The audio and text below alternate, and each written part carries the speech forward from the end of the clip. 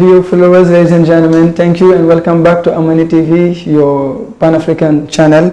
Today we are going to welcome for the question 2 the Barrister Muna. Barrister, hello. Hello. It is a pleasure to welcome you. Well, thanks for having me. Barrister, let's start with the reason why you are in Senegal. Maybe you are here with those conferences that are going to happen. So why are you here exactly? Well, I'm here because CODA, in application of the work plan of the Illicit Financial Flows panel, is organizing a meeting here, and which is in line with the implementation of the work of the IFF panel. So we're here to meet, discuss, and as you know very much, there's a global conference of the Extractive Industry Initiative, which is the very first time it's holding in Africa, which is strange because most of the members of the EITI are African, and this is the very first time it's holding on the continent. So I think it's a big event. It holds once every 3 years, so it is a big event. Okay, before we move to that event, maybe my question will be, how do you analyze the phenomenon of the illicit financial flows from Africa with your experience? Well, I'm too poor to have experienced it, but I know from the investigations and the report that the panel made, it is known now that the amount of money that leaves Africa is 3 times the amount of money that comes into Africa as aid, and that's serious. You should wake up every African and to know that if you want to finance our own development, we've got to keep the money here at home and stop it from going out. Okay, because the fact that that money goes out impact on our development. Seriously does, and turns us into beggars. Okay, so, and we see also some of our countries go out, borrow money in order to finance our development. How do you analyze that fact, given that those money, that money that is going out could do it? Well, I think, I'm tempted to say that it looks a bit like a trick. A trick from those who have the money and those who print it. And we have the resources, which is concrete. They have the printing press, and they print the dollars and whatever, but we have the gold, we have the diamond.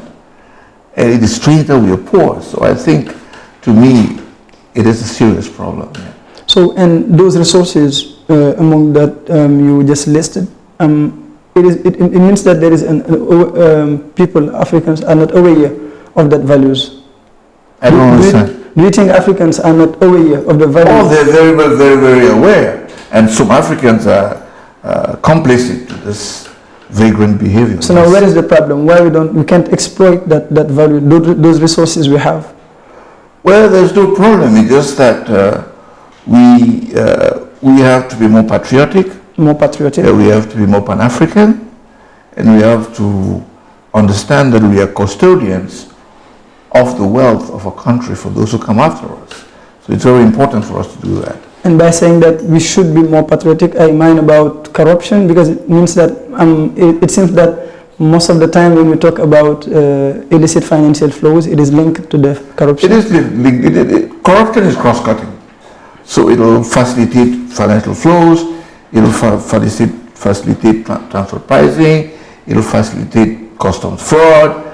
So I think there's one thing that we should be aware of is the danger of corruption. It's like a cancer, and it eats through the system and destroys the system. And the sad fact is that, those who suffer the most are the poorest. And Barrister, last year we talked about, till now we're talking about the Glencore Scandal. Yeah. What do you think about it? I think it's a scandal.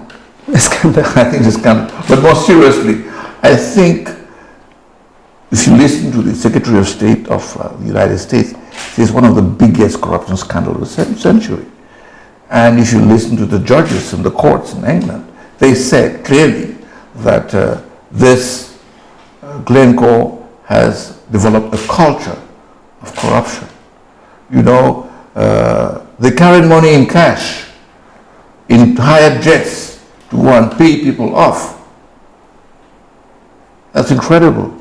In certain countries, they pay the courts, the judges, the tax people, and everybody, so they don't respect the laws. And Can you imagine it happens under the watch of our own citizens? That is not correct. And what should be the responsibilities of the decisions makers? I mean, maybe they should go to jail, I think. I think they should go to jail.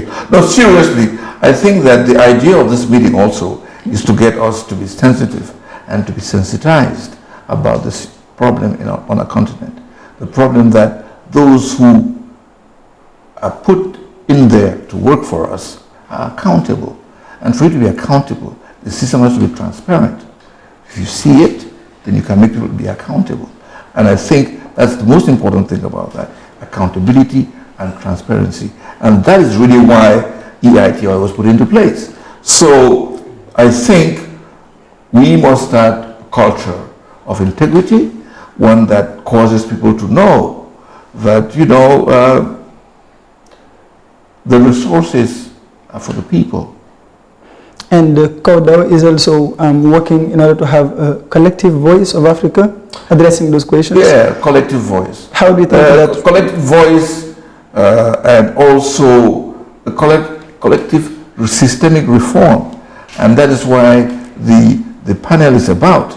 You know, it is trying to bring together a collective force that will bring action. We have tried stealing taxes, and we have been able to escalate it all the way to United Nations. We're not thinking about a tax policy. It's annoying to some, but you know, when you get people annoyed, you know you're getting somewhere. Okay, so Barrister, how do you think joining forces can help Africa, just like addressing the illicit financial? Well, it's basic. They say unity is strength. So I think that acting together means that we can succeed together. And there are many ways that we can act together. We also are now thinking about a common policy in Africa for the return of stolen assets. And that is one way of working together, you know, and through CODA, we now have a policy that has been voted by the African Union at the level of the Executive Council. That's a huge thing. It doesn't concern only assets, it concerns artifacts and many things. And I think that part of the work we'll be doing in the workshop is to get people to know what's happening and to talk about it. So, and you are a lawyer, and what do you think precisely should be the role of lawyers, African lawyers? Precisely? Well, you see, if you look at the reports, lawyers and accountants are accused of being the vectors of illicit financial flows. That's what the reports say. But I think that lawyers work for people, okay? And but they have to understand. They have to understand that they are also patriots. So I think the role of lawyers would be to educate people and to refuse to be complicit when it comes to their own nationals and heads of national companies who decide to go into connivance with lawyers to be able to steal the money from their country. So I think it's a question of integrity, really, which should concern every African. Lawyers, accountants, doctors. Well, lawyers because we talk the most, but you know, I think it contains every citizen. And coming back to the Glencore scandal, so what should be how should do the victim countries in order to just like claim their rights? Because you know, firstly, Glencore should tell us who they paid. The responsibles. Yeah, it is incredible that they have compensated the Western countries $1.4 billion. And the victim countries have not seen a dime. It's like you running through a red light and you pay a fine for the red light, and the guy who you hit with your car, the victim, doesn't get a dime. Because all we have done, all the Glencore has done in the Western countries is violate their laws about corruption. We have lost, and we don't have a dime. So I think that's the first thing. And then the second thing, those who did it must be punished. But Glencore and the Western countries, as the UK and the US, are not releasing the names of those they paid. That's the promotion of impunity. So I think two things. I would say, firstly, who are those who took the bribe? And second line, of course, compensation. And that situation just like poses the debate about the asset recovery. So how do you think, yes, we can, are you optimistic that one day Africa will just like have that possibility to, yes, to attain, the asset recovery as it should be done? I think it's a question of awakening, and I have the impression that the younger generation of Africans are very conscious to this, but at the same time there's a struggle with the new civilization where people feel they have to acquire a lot, the latest Bentley, the latest Royce, and they want to have all kinds of money. They want to have a flat in Dubai and stuff like that. But we have to understand that the countries, firstly, have to understand that they're responsible to their people.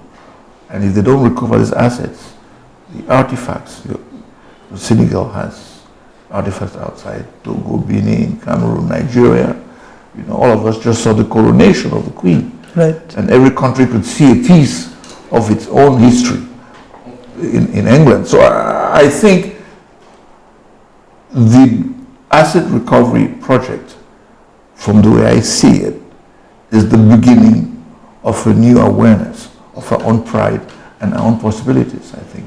And maybe it is the last question. What is your message about your message toward the African, but mostly the young Africans? Well, they should all go to any Glencore office and ask them, who did you pay? Okay, and the general message about maybe how we can fight about the illicit financial flows is?